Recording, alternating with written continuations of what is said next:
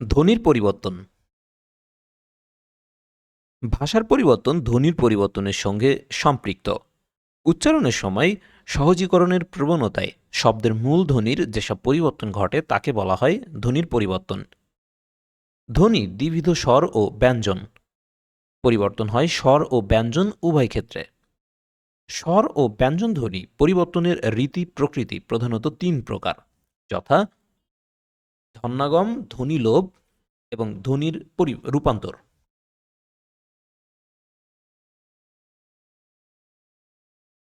স্বরধ্বনির পরিবর্তন। স্বরধ্বনির পরিবর্তন হয়ে থাকে স্বরাগম, অপিনিহিতি, অভিশ্রুতি, সম্প্রকর্ষ বা স্বরলোপ, স্বরভক্তি বা বিপ্রকর্ষ এবং স্বরসঙ্গতি ৬ প্রকারে। ব্যঞ্জনধ্বনির পরিবর্তন অসমীকরণ, সমীভবন, বিষমীভবন, বর্ণ বিপর্যয় বা ধ্বনি বিপর্যয় এবং শ্রুতিধ্বনি, এই ৫টি নিয়মে ব্যঞ্জনধ্বনির পরিবর্তন হয়ে থাকে। আদি স্বরাগম উচ্চারণের সুবিধার জন্য বা অন্য কোনো কারণে শব্দের আদিতে স্বরধ্বনি এলে তাকে আদি স্বরাগম বলে।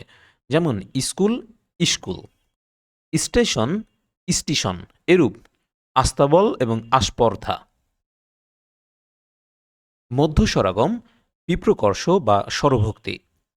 সময় সময় উচ্চারণের সুবিধার জন্য সংযুক্ত ব্যঞ্জনধ্বনির মাঝখানে স্বরধ্বনি আসে, একে বলা হয় মধ্য স্বরাগম বা বিপ্রকর্ষ বা স্বরভক্তি।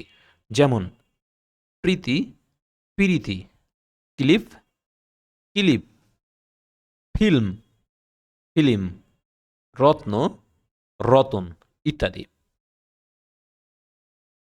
অন্তঃস্বরাগম কোনো কোনো সময় শব্দের শেষে অতিরিক্ত স্বরধ্বনি আসে, এরূপ স্বরাগমকে বলা হয় অন্তঃস্বরাগম। যেমন দিশ, দিশা; পোক্ত, পোক্ত; পেন্স, পেন্সি; সত্য, সত্যি। অপিনিহিতি পরের ইকার আগে উচ্চারিত হলে কিংবা যুক্ত ব্যঞ্জনধ্বনির আগে হ্রস্বইকার বা রস্যইকার উচ্চারিত হলে তাকে অপিনিহিতি বলে। যেমন আজি, আইজ; সাধু, সাহুদ; রাখিয়া, রাইখা; বাক্য, বাক্য; সত্য, সত্য। অসমীকরণ একই স্বরের পুনরাবৃত্তি দূর করার জন্য মাঝখানে যখন স্বরধ্বনি যুক্ত হয় তখন তাকে অসমীকরণ বলে। যেমন ধপ ধপ, ধপাধপ; টপ টপ, টপটপ ইত্যাদি। স্বরসঙ্গতি একটি স্বরধ্বনির প্রভাবে শব্দের অপর স্বরের পরিবর্তন ঘটলে তাকে স্বরসঙ্গতি বলে। যেমন দেশি, দিশি; বিলাতি, বিলিতি; মূলা, মূলো ইত্যাদি। জেনে রাখা ভালো। প্রগত আদিস্বর অনুযায়ী অন্তঃস্বর পরিবর্তিত হয়। যেমন মূলা, মূলো; তুলা, তুলো। পরাগত অন্তঃস্বরের কারণে আদ্যস্বর পরিবর্তিত হয়। যেমন দেশি, দিশি। মধ্যগত আদ্যস্বর ও অন্তঃস্বর অনুযায়ী মধ্যস্বর পরিবর্তিত হয়। যেমন বিলাতি, বিলিতি। অন্যান্য আদ্য ও অন্ত দুই স্বরই পরস্পর প্রভাবিত হয়। যেমন মোজা, মুজো। চলিত বাংলার স্বরসঙ্গতি গিলা, গেলা; মিলামেশা, মেলামেশা। সম্প্রকর্ষ বা স্বরলোপ দ্রুত উচ্চারণের জন্য শব্দের আদি, অন্ত বা মধ্যবর্তী কোনো স্বরধ্বনির লোপকে বলা হয় সম্প্রকর্ষ। যেমন বসতি, বসতি; জানালা, জানলা; গামোছা, গামছা; অগুরু, অগ্রু; সুবর্ণ, স্বর্ণ ইত্যাদি। ধ্বনি বিপর্যয় শব্দের মধ্যে দুটো ব্যঞ্জনের পরস্পর পরিবর্তন ঘটলে তাকে ধ্বনি বিপর্যয় বলে। যেমন ইংরেজি বাক্স, বাংলা বাক্স; জাপানি রিক্সা, বাংলা রিক্সা। অনুরূপ পিচাস, পিসাস; লাভ, ফাল। সমীভবন শব্দ মধ্যস্থ দুটো ভিন্ন ধ্বনি একে অপরের প্রভাবে অল্প বিস্তর সমতা লাভ করে, এই ব্যাপারকে বলা হয় সমীভবন। যেমন জন্ম, জন্ম; কাদনা, কান্না। সমীভবনের আবার প্রকারভেদ রয়েছে। এক নম্বরে আছে প্রগত সমীভবন, যেমন চক্র চক্ক, পক্ক পক্ক। খ নম্বরে আছে পরাগত সমীভবন, তজ্জন্য তজ্জন্য, তৎহিত তদ্ধিত। এবং গ নম্বরে আছে অন্যান্য সমীভবন, যেমন সংস্কৃত সত্য, প্রাকৃত স্বচ্ছ। প্রকৃত বাংলা ব্যঞ্জন সন্ধি সমীভবন এর নিয়মেই হয়ে থাকে। সমীভবনকে ব্যঞ্জন সংগতিও বলা হয়। বিষমীভবন, দুটো সমবর্ণের একটির পরিবর্তনকে বিষমীভবন বলে, যেমন শরীর শরীল, লাল নাল ইত্যাদি।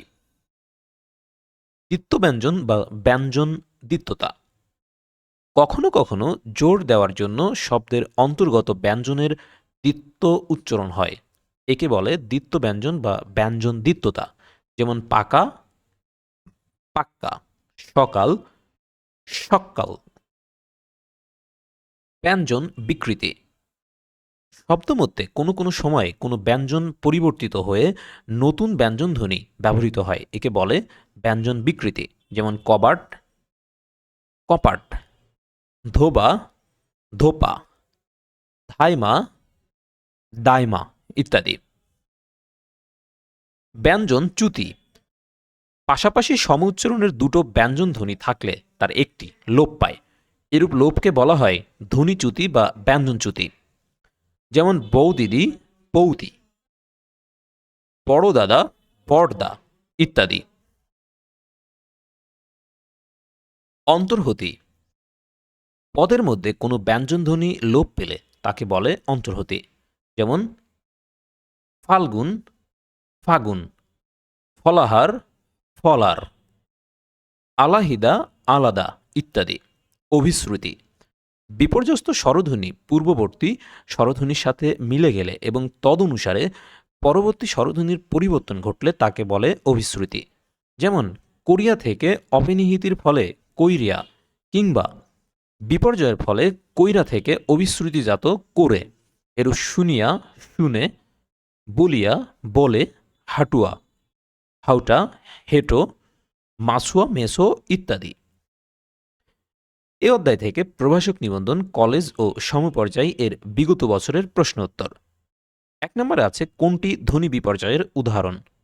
অপশনগুলোর মধ্যে পিচাস পিচাস এটি হচ্ছে ধ্বনি বিপর্যয়ের উদাহরণ।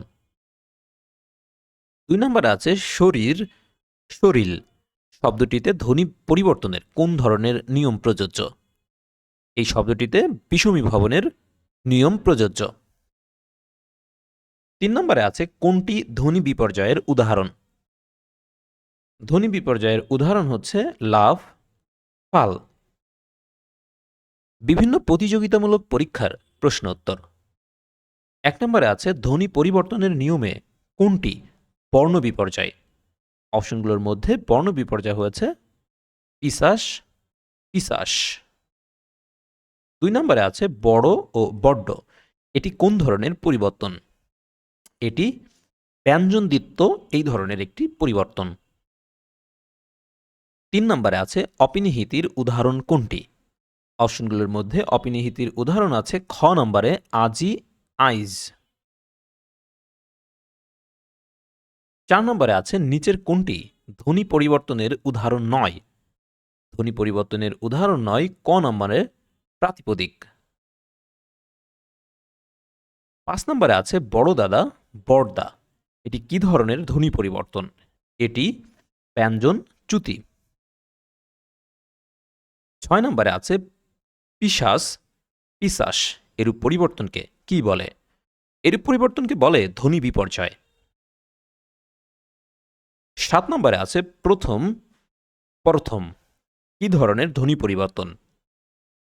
এটি বিপ্রকর্ষ এই ধরনের ধ্বনি পরিবর্তন।